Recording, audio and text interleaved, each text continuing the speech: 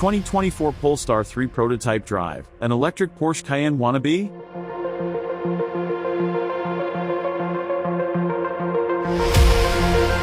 Polestar's new electric SUV turns up the intensity with 517 horsepower and a torque vectoring rear axle. The first winter with a driver's license is a rite of passage for car enthusiasts raised where it snows. When fresh powder falls, empty parking lots and abandoned industrial parks across the snowbelt turn into perfect performance driving training grounds. Breaking a car's tires loose on snow-slick pavement is a great way to learn the fundamentals of car control at relatively safe, low speeds. The 2024 Polestar 3 followed a similar path to mastering driving dynamics. The luxury electric SUV spent the winters of its formative years on frozen lakes and snow-packed proving grounds in the Arctic Circle, where engineers taught it to neatly tuck its nose into corners under braking and gracefully rotate its tail under power. The 3, which arrives in May at a starting price of $85,300, is a big deal for little Polestar. Along with the smaller Polestar 4 SUV coupe, this 5-passenger mid-sizer will grow the brand's lineup from 1 to 3 vehicles and, if buyers take notice, deliver a much-needed sales boost. Success would also mean making the Polestar name more widely known and synonymous with performance. The top trim's 517 horsepower should help with that. Winter in Jokkmokk, Sweden, where Polestar conducts cold weather testing, can be brutal. In the depths of December, the sun rises for just 2 hours a day and temperatures can fall well below freezing. Joachim Ryden, Polestar's head of chassis development, explains why he, his colleagues, and their cars have to endure such harsh conditions. If it works in -30 degrees Celsius, it works everywhere. If we have a problem with squeaks or rattles, we easily find it at -30 degrees. I joined Ryden on a frozen lake in Jokkmokk on a balmy near-freezing February day for several hours of fun lapping the 3 around handling tracks plowed atop 3-foot thick ice. When we tune a chassis up here, everything goes in slow motion, says Ryden, who rallies a Mitsubishi Lancer Evolution X at race-winning pace in his free time. The slower speeds of low-friction testing give engineers more time to analyze what the suspension and steering are doing at the limits, leading to tuning tweaks that also pay off at higher speeds.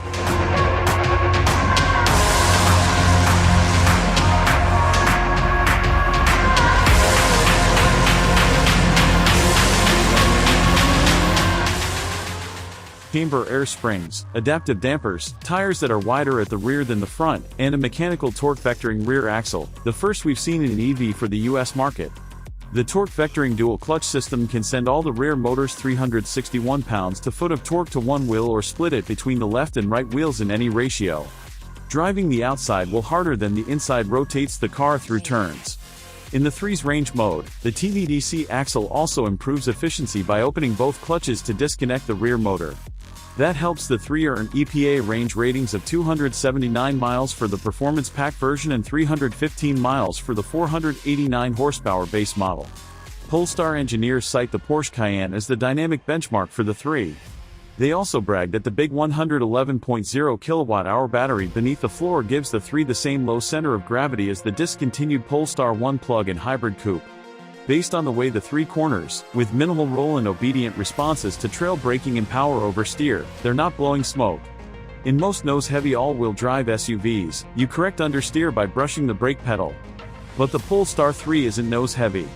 It has a roughly 50-50 weight distribution in that torque vectoring axle and a rear motor that's more powerful than the front. When Polestar chassis engineer Per Jansen notices me dabbing the brakes to tighten my line mid-corner, he suggests I drive the 3 more like a rear-wheel drive sports car. When it starts to push, squeeze the accelerator, he says. It works exactly as promised. In a long, late apex left-hander, the right rear wheel gets more torque, and the 3 pivots around its midpoint, following the racing line without losing momentum. Driven at its limits on a frozen lake, the 3 puts a giant, snow cone-eating grin on my face. The stability controls off mode doesn't fully remove the safety net but allows drifts big and small. The 3 abides the driver's inputs and provides the constructive feedback to figure out what you did wrong when you miss your line.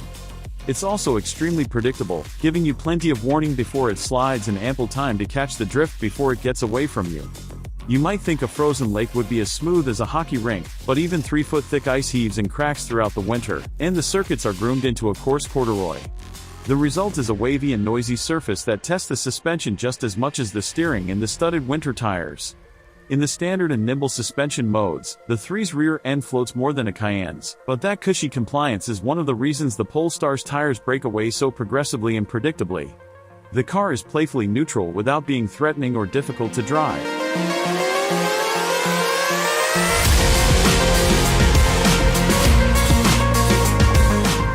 But the TVDC should still give the 5,900-pound SUV a sense of agility and cornering precision.